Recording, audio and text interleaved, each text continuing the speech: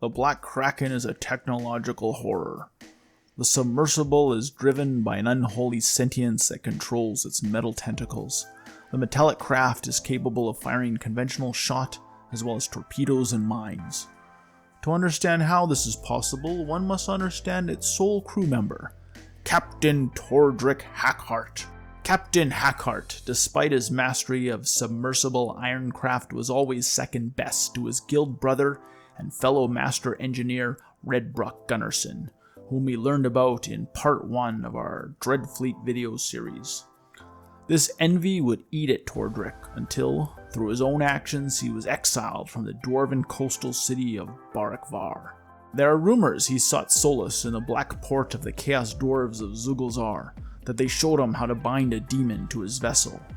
Other rumors have it that Tordrek is long dead, and it's through evil pacts and eldritch magic that have kept him from the grave.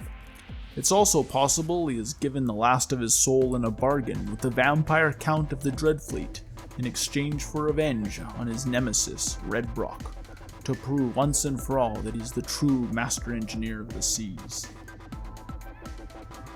My painting process is to first apply base coat colors.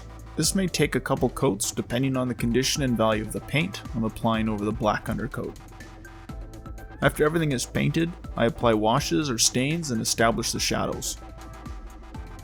For the early stages, I paint fairly freely and messily and quickly, and I often get paint in the wrong spots. Then I start layering on brighter values until I get to final details and highlights. It's really the final steps that I start trying to paint as cleanly and carefully as I can. When I do make mistakes this step, they tend to be small. Then they only need a small correction to fix.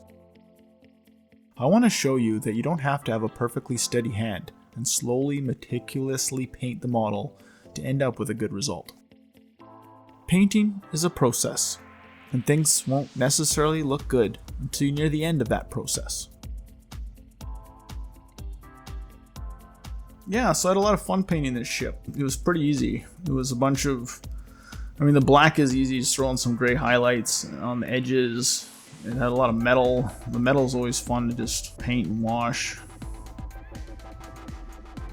I tried to do all the water I did like 10 years ago first. So then it was just a matter of matching the water that I already painted and trying to figure out which paints I used. But that worked out good. The metal arms are actually there's 4 sides to them and they're all long tentacles. So that actually takes quite a long time to paint.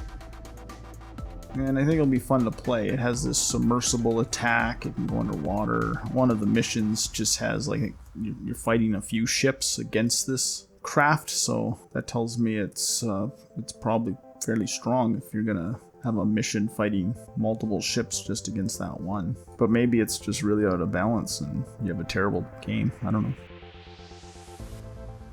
Thank you for watching. I hope you have a wonderful day. And stay tuned next week for part 3, the Shadewraith.